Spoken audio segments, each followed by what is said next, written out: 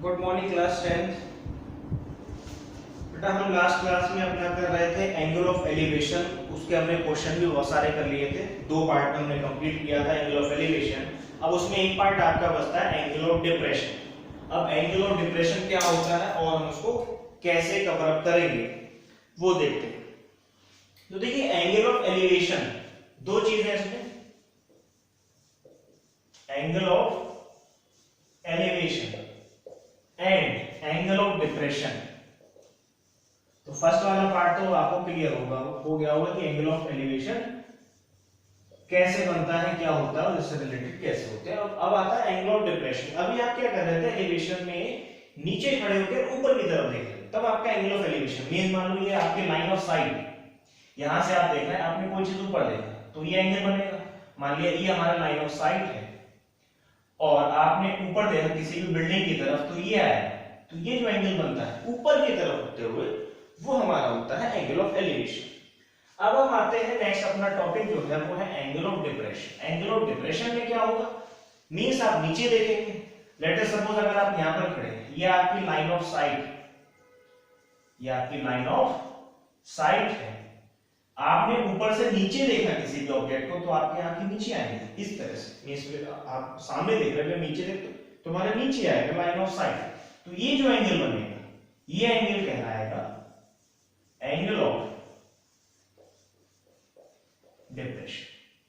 ये कहलाएगा हमारा एंगल ऑफ डिप्रेशन। चलिए तो हम क्वेश्चन देखते हैं, एक क्वेश्चन देख लेते हैं।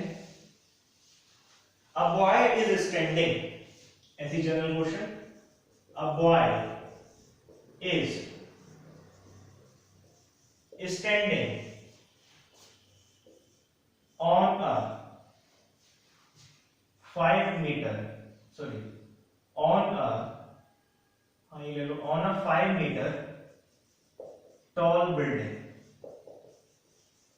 ऑन अ 5 मीटर या कर लो on a 15 metre tall building. he saw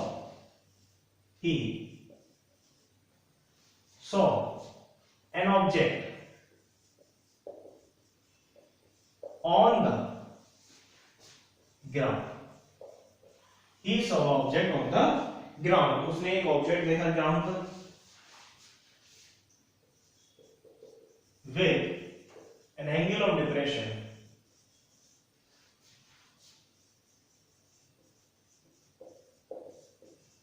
with angle of depression 60 degree।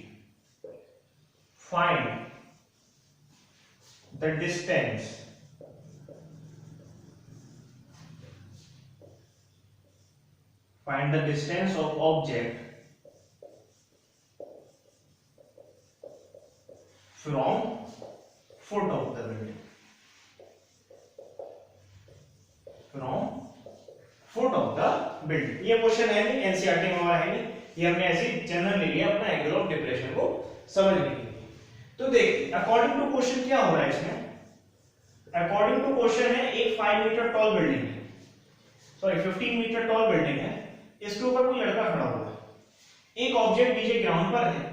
जब इसने इसकी तरफ नीचे को देखा, मींस अभी खड़ा हुआ होगा, मान लो खड़ा है तो आंखें इसकी सीधी होंगी बिल्कुल, तब इसने एंगल ऑफ डिप्रेशन, तो लाइन ऑफ साइट ये होगी। अब ये आया एंगल ऑफ डिप्रेशन, ये वाला था एंगल ऑफ डिप्रेशन, यही तो आगे जो भी कितना आया एंगल ऑफ डिप्रेशन 60 आया। आपसे पूछा गया व्हाट इज द डिस्टेंस, ये है ऑब्जेक्ट, इसे ओ ले रहे हैं, इसे बी ले लो, इसे या इसे ए ले लेते हैं, इसे बी ले लेते हैं, A and this is B. यहां पे बॉय खड़ा हुआ, ये ऑब्जेक्ट, ये तो हो गया 90। अब आपसे पूछा गया find the distance of a object from the foot of the top of foot of the building, building के फुट से उसकी डिस्टेंस बताइए। तो हमें ये फाइंड करना है। तो देखिए ये एंगल 60 है, ये हमारा लाइन ऑफ साइट इस तरह से। अब जब लाइन ऑफ साइट इस तरह से है, नीचे वाला हमारा ग्राउंड है, तो लाइन ऑफ साइट और ग्राउंड दोनों एक दूसरे के पैरेलल होंगे, तो पैरेलल होंगे और ये ट्रांसवर्सल हो गई, तो ये वाला एंगल हो गया हमारा 60, ये वाला एंगल आ गया 60। ये आप ऐसे फाइंड कर सकते हैं, ये 60 तो ये 30, क्योंकि ये वाला एंगल 90 होगा, पैरेलल है, ये इसके परपेंडिकुलर, ये 90 ये 30 तो ये 60। चलिए अब हम आते हैं अपने in triangle A B D. ABD triangle में आएंगे तो आप इसमें लगाएंगे 10। हमें देखिए जब एंगल कंसीडर करेंगे 60 वाला जब एंगल कंसीडर करेंगे तो ये हो गई परपेंडिकुलर, ये हो गई बेस, तो हो जाएगा हमारा 10 O is equals to perpendicular AB upon base AO। 10 O हमारा है, 10 60 इज इक्वल्स टू AB है हमारा 15 और AO हमें फाइंड करना है। तो 10 60 की value √3 is equals to 15 upon AO। AO आ जाएगा आपका, AO is equals to 15 upon √3। इसको फर्दर आगे हम सॉल्व करेंगे तो इसे ले सकते हैं 3 into 5 अपॉन √3, कैंसिल आउट √3, तो AO आ गया हमारा 5√3 मीटर। तो कितनी दूरी पर है? 5√3 मीटर की दूरी पर है। अब हम बढ़ते हैं अपनी एक्सरसाइज 9.1, जो भी एंगल ऑफ डिप्रेशन के इसमें क्वेश्चन दे रखे हैं। अब आते हैं क्वेश्चन नंबर 12। आपका एक्सरसाइज 9.1 का क्वेश्चन नंबर 12, पेज नंबर 204। इसको नोट कर लीजिए।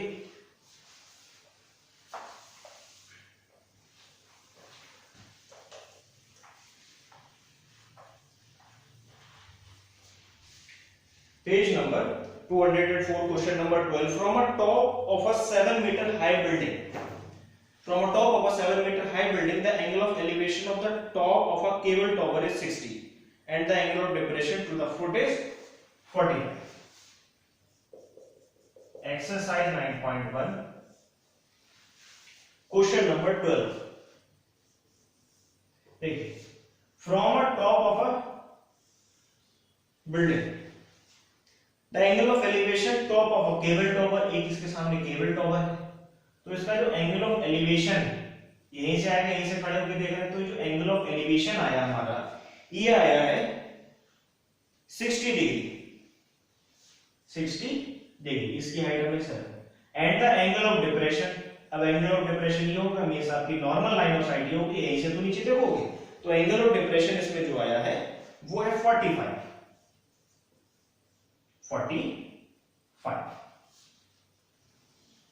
आपसे इसमें पूछा गया है determine the height of the tower, tower की हाइट निकालते हैं।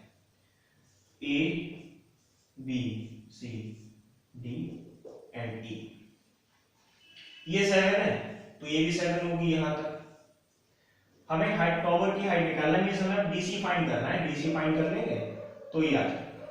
तो आते हैं, देखिए इन ट्राइंगल, सबसे पहले लेते हैं ट्राइंगल। अब अच्छा ये वाला 45 है, अब EC जो है वो AB के पैरेलल है। देखिए पहले ये थोड़ा सा सॉल्व देख लेते हैं। EC वो AB के पैरेलल है, AB के पैरेलल है, तो एंगल BEC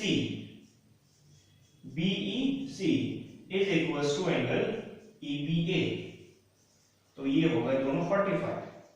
अब आते हैं हम अपने ट्राइंगल ABE में। ट्राइंगल ABE में हम लगाएंगे 10B। 10B क्यों लगाएंगे? ये परपेंडिकुलर AB, सबसे पहले ये फाइंड करेंगे। 10B आ जाएगा हमारा AE upon AB, AE upon AB। तो इसमें 10 की वैल्यू, B की वैल्यू 45 और AE की value 7 upon AB। 10 45 1 7 upon AB and AB is equals to 7 metre. AB कितनी होगी? 7 मीटर होगी। तो AB जब 7 आ गई तो वो AC की इक्वल होगी। AB is equal to AC is equals to 7 metre. ठीक, आगे आते हैं। अब हम ट्राइंगल लेंगे DEC। In triangle DEC, triangle DEC में जब आएंगे तो इसमें आएगा हमारा, अगर हम लेते हैं एंगल E, इसमें लगाएंगे हम tan E। जब tan E लेंगे तो E के अकॉर्डिंग tan का रेशियो होता है P अपॉन B, और tan E के अकॉर्डिंग P हो गया B हो गया, तो P अपॉन B, P कितना हो गया DC upon EC। tan E कितना है 60, DC हमें फाइंड करना है, ये आ गया हमारा 7, ये होता है √3 is equals to DC upon 7 BC is equal to 7√3 metre. BC आ गई हमारी 7√3 मीटर। हमने फाइंड करनी है height of the tower, find करनी height of the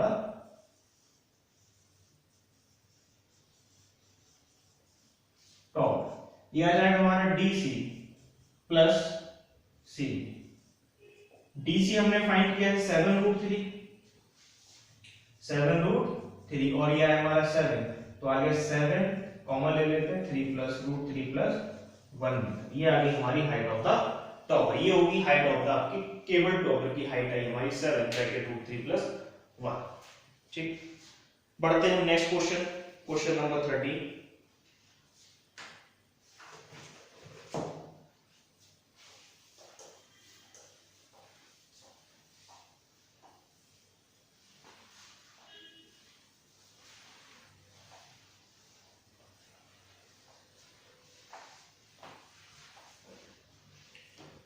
Question number 30. As observed from the top of a 70-meter high lighthouse from sea level, the angle of depression of two ships are 30-40 if one ship is exactly behind the other. Question number 30. इसमें क्या given है हमें? एक tower, light house होते हैं सी के किनारे, ये इधर सी, तो इसमें दो शिप, एक शिप सपोज ये है और एक उसके जस्ट पीछे है।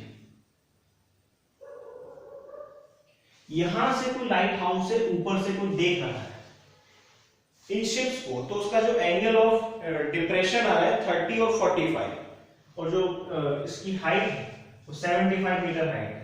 इसका जो एंगल ऑफ डिप्रेशन है, नॉर्मल साइड तो ये होगा, इसने इस शिप को देखा तो इसका एंगल ऑफ डिप्रेशन आया 30 डिग्री, मींस ये वाला एंगल ऑफ डिप्रेशन। इस शिप को देखा तो आया, सॉरी इसको देखते हुए 30 आया, क्योंकि जो चीज दूर होगी उसका एंगल ऑफ डिप्रेशन कम आया, तो इसका आया एंगल ऑफ डिप्रेशन ये 30 और इसका ये वाला आया 45। जब ये 30 है तो हमारा ये वाला भी 30 होगा।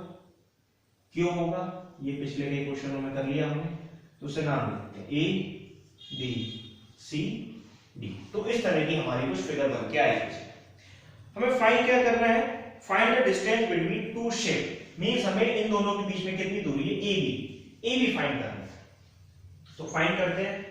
सबसे पहले हम लेते हैं ट्राइंगल BCD, आते हैं इन ट्राइंगल BCD।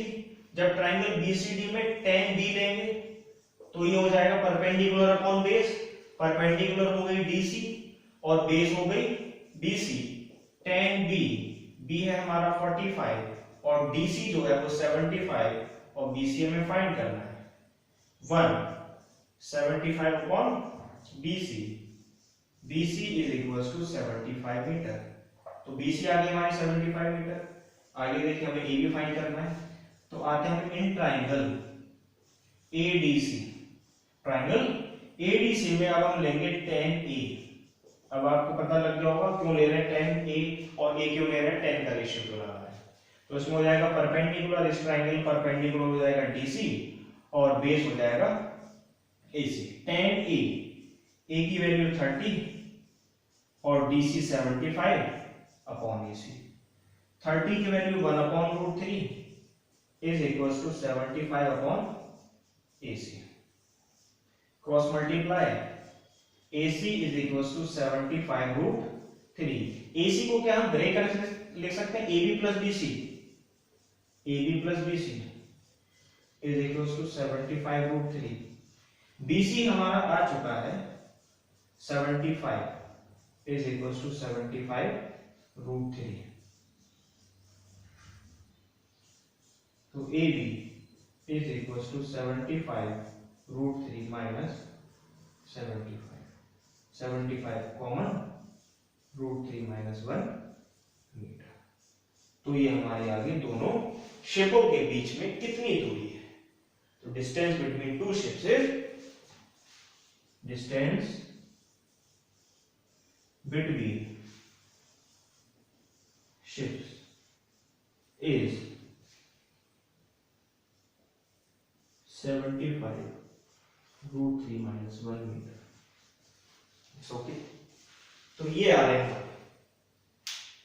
चलिए, तो इससे रिलेटेड क्वेश्चंस हमने एंगल ऑफ इस चैप्टर में सम एप्लीकेशन ऑफ ट्रिग्नोमेट्री में हमने अपना एंगल ऑफ एलिवेशन और एंगल ऑफ डिप्रेशन कंप्लीट कर लिया। इसमें क्या था, देखिए हाइट एंड डिस्टेंस, हमें कहीं डिस्टेंस फाइंड करनी थी, कहीं हाइट फाइंड करनी थी। तो इस चैप्टर का एक नाम और भी है, हाइट एंड डिस्टेंस, जो आपको कई बुक में मिलेगा जैसे आर डी शर्मा वगैरह में। तो हमने अभी चैप्टर कंप्लीट कर लिया, सम एप्लीकेशन ऑफ ट्रिग्नोमेट्री में टॉपिक था हमारा एंगल ऑफ एलिवेशन और एंगल ऑफ डिप्रेशन। तो हमारा आज ट्रिग्नोमेट्री पार्ट कंप्लीट हो गया। बाकी जो नेक्स्ट चैप्टर स्टार्ट करेंगे वो हम अपनी नेक्स्ट क्लास में स्टार्ट करेंगे। तब तक ये वाली कॉपीज, ट्रिग्नोमेट्री के दोनों चैप्टर अपने कॉपीज में मेंटेन करते रहे। ठीक है, थैंक यू।